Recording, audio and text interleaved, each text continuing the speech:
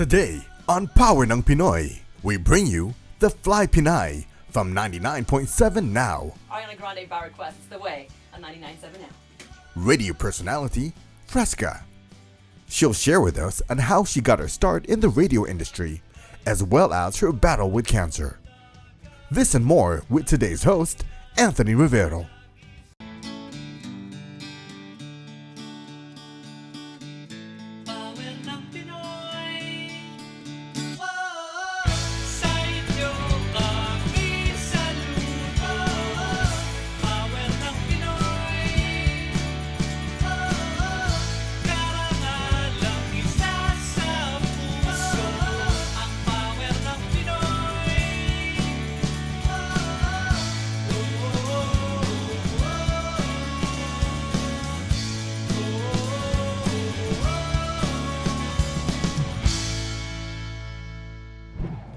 Thank you for tuning into today's episode of Power ng Pinoy.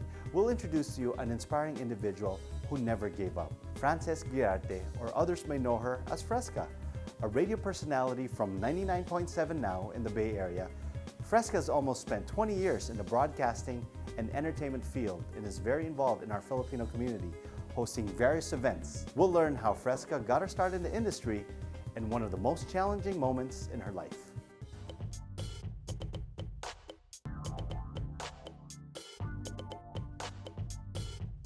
Frances Guiarte, also known as Freska, was born and raised in the San Francisco Bay Area.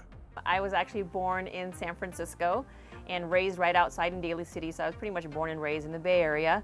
Her father, Alfredo, is from Bulan, Sorsogon, and her mother, Euphemia, is from Leyte.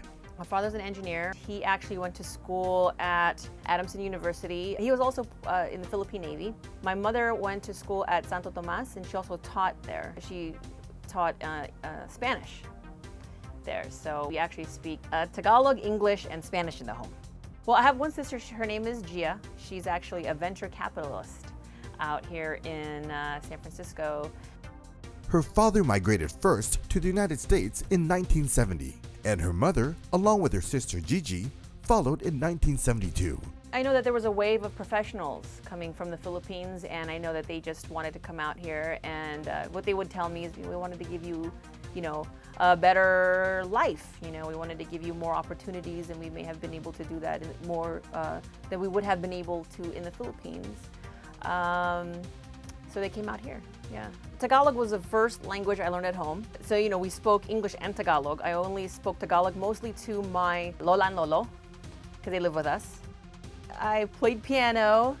Music was a very big part of our house. My dad played guitar. My mother sang. She was actually trained in opera for a while. My sister played the flute. Although she came from a family with a musical background, music wasn't their first choice for Freska. When it came to academics and kind of like, what's your career move? My parents were like, you're not going to do music. Nothing. No music. You're going to either be a doctor, a lawyer, engineer, or a nurse, or something. However, it was a passion of mine.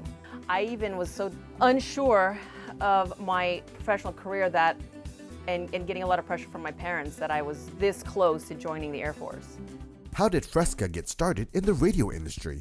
I happened to get a call from somebody at the radio station because I had gone to a music conference, and I had met some folks there. His name is Mel Thompson.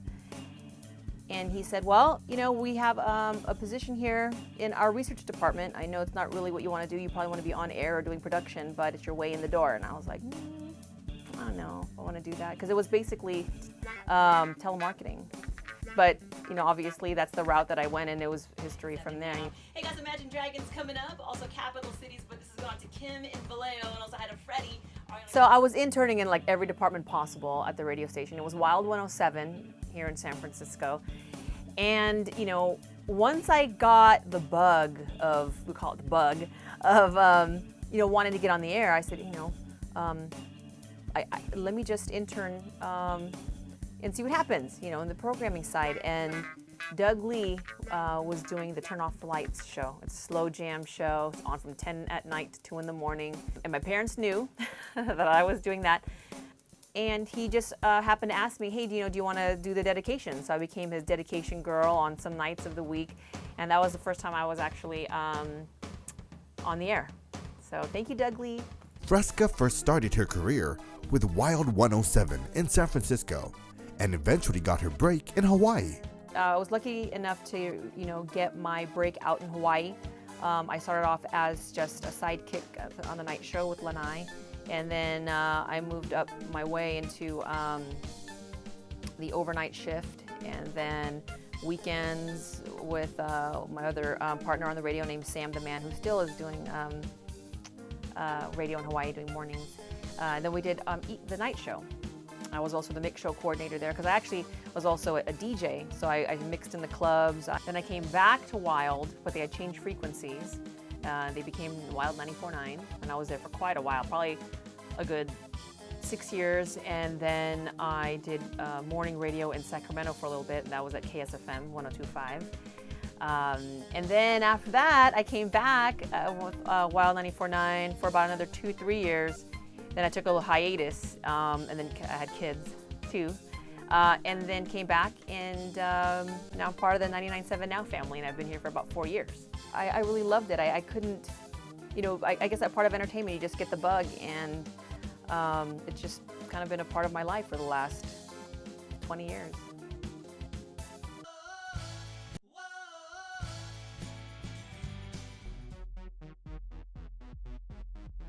Freska is currently with 99.7 Now, one of the top radio stations in the San Francisco Bay Area.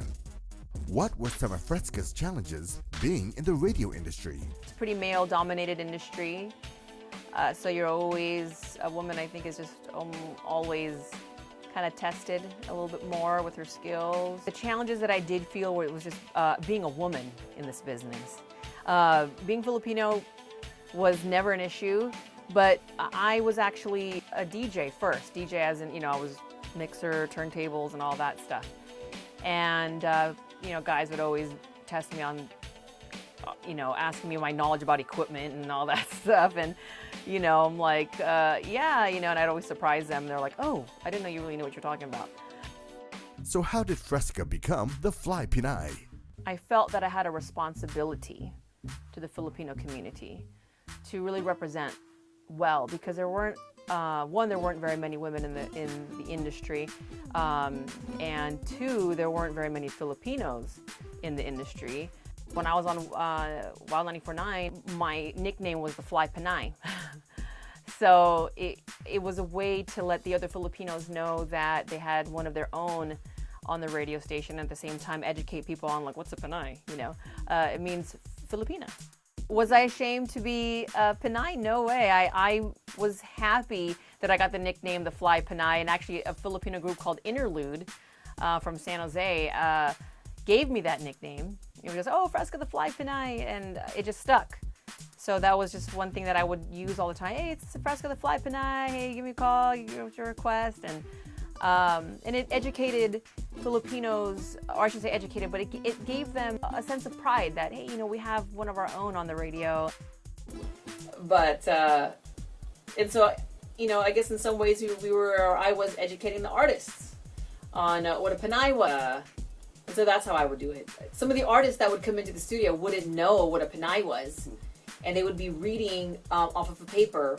Like if you hear sometimes on the radio, you'll hear elements or drops who would say, oh, this is, this is Jennifer Lopez, and you're listening to Freska, the Fly Pinay on 99.7 Now. But instead, they would say Freska, the Pinay, because they'd have to break it up phonetically, because they would say Pinay. And I'd be like, ugh, my ears would bleed, it's not Pinay. I guess in some ways I was educating the artists on what a Pinay was, and that was kind of fun. Freska has rocked the Bay Area airways for almost 2 decades.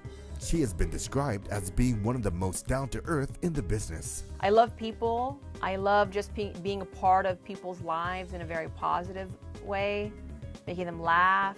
Music is like the soundtrack to people's lives, I know people can say, oh, I remember that song. I was doing this when that song came out, or that's one of my favorite songs. It makes me feel like this, or And I think music has touched people all over the world. Although with her busy schedule, Freska finds time to host or volunteer at various Filipino community events. Mainly it's summertime events because it's a lot of the Filipino like independence, events and things like that, like Kalayaan, Bistahan, Kababayan Fest. And Kababayan Fest is actually is different because it's geared more towards the Filipino American community and that upcoming generation of Filipinos. Of course, it's open to everyone who wants to come. But that's why I always like to say in these events, this is our day. This is to celebrate being Filipino. Whether you're half Filipino or part Filipino, it doesn't matter. We're celebrating us. This is a very special day. So be proud that you're brown. I said there's very many shades of being Filipino, but be proud of all of that.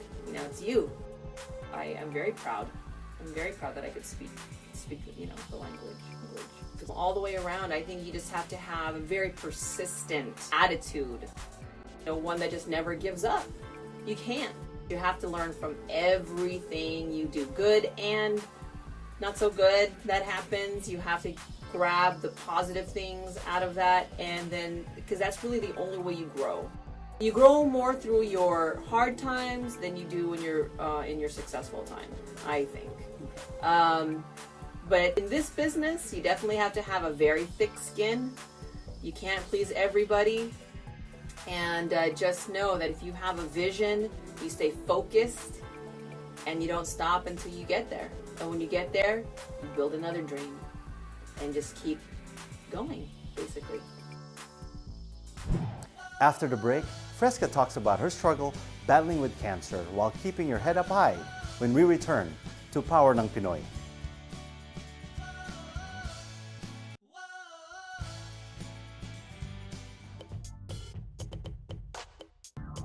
I have two kids, Alexia and Isabella, and they're 7 and 9 now. I always tell my family it's payback time for all the craziness I caused my parents.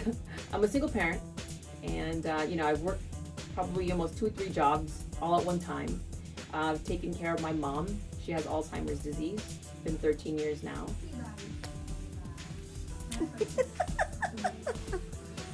I'm happy to see you. Happy to see you too. I've recently just gone through, battling cancer, breast cancer, thus the short hair. My hair fell out, did the whole chemotherapy and all that. But life is good. In 2012, Freska was diagnosed with breast cancer. But what was Freska's first reaction? I was like, this can't be true. I was one of the, probably the best shape I was in, the best shape of my life since college. I was working out religiously, probably about 4 or 5 days a week. I think I must have been probably upset for about 30 minutes. I cried. And then after that, I was like, all right, what do we gotta do? Let's go. People are, oh my God, look. I mean, there were times where I just get like, I would be sad. It wasn't I would never be, oh, why me? And I pity myself. And it was never that. It was just like, gosh, man, this is rough. This is rough. Because there were days where I had mouth sores. I had thrush that grew down my throat.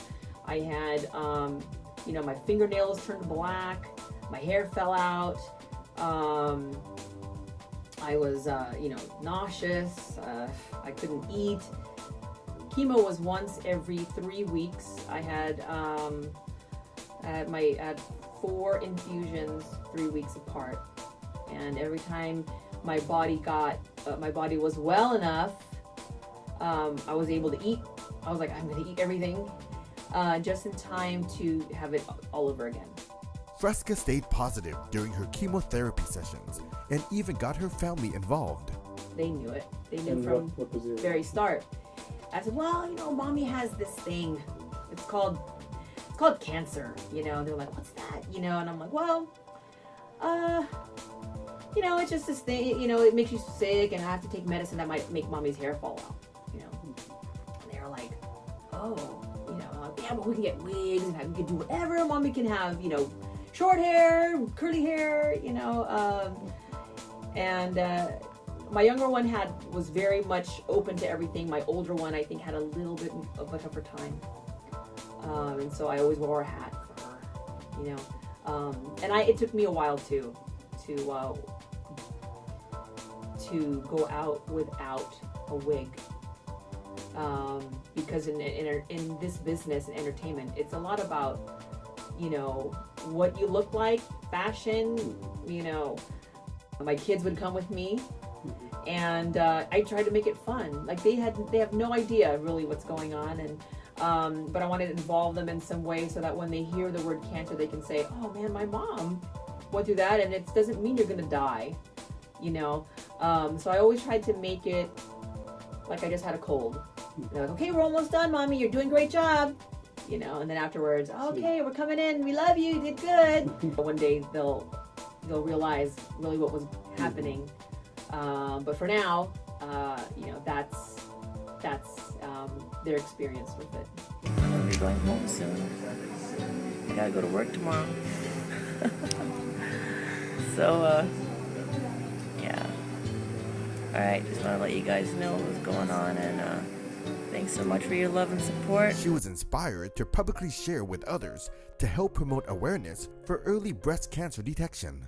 You know, I know the devastation that cancer can cause. My father had cancer too. He had prostate cancer. He battled that and he won that. And that may have also been why I was so positive. However, I had to fight for those that came before me that lost their battle, and be strong for those that were going through it at the same time and that may be diagnosed after me. That they can say, "Oh, wow, you know, she's so public about it.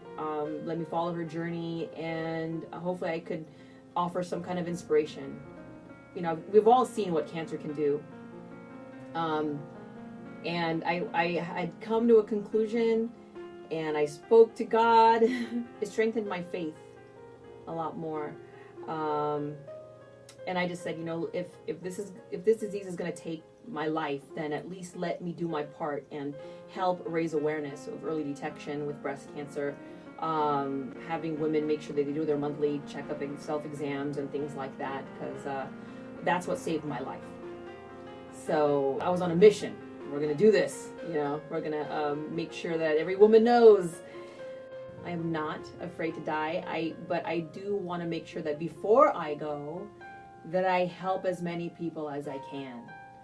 You got to stay positive. You can't let that dictate your life. You know, dictate your happiness. You can't. I refuse to do that. Aside from battling with breast cancer, her mother was diagnosed with Alzheimer's disease. But again, she still remained positive. My mother has Alzheimer's disease, so I guess in that way, I'm thankful because she doesn't remember that I had to battle that. I did tell her, and when I did tell her, she had a moment of clarity and cried. She told me that I have breast cancer. Really? Yeah. You cried? A little bit. It's okay. Mom. I miss you. Filipinos, we just take care of our parents. You know, that's what we do. We don't, we really try to the very end, keep them at home and take care. You know, family is first. Family is number one. And I love that. What are some of the attributes that makes Freska a true blood Pinay? What makes me Filipino? I think just the way I was raised and loving the culture. You know, I've always been so very proud to be Filipino, and helping other Filipinos, I think, be proud that they're Filipino. You know, I hope to bridge that gap between Filipino Americans and Filipinos. I think letting the Filipinos from the Philippines know that it's not that we're trying to be American, we just happen to be born here. So I mean, that's no fault to us. I hope to bridge that gap a little bit, being in the media, you know, because I know that there is a message that Filipino Americans have, and it's like we are Filipino.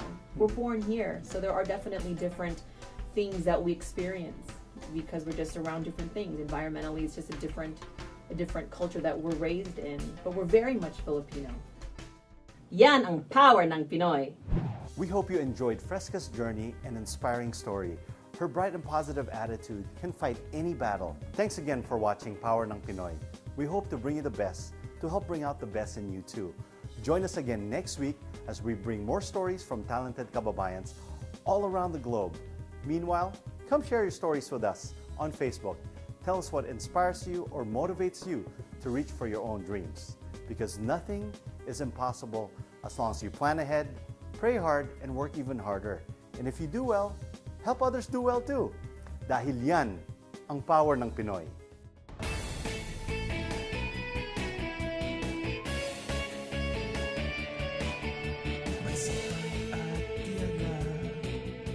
May tapang at walang inuurungan, likas na may galing, at kahinong may pagmamalaki.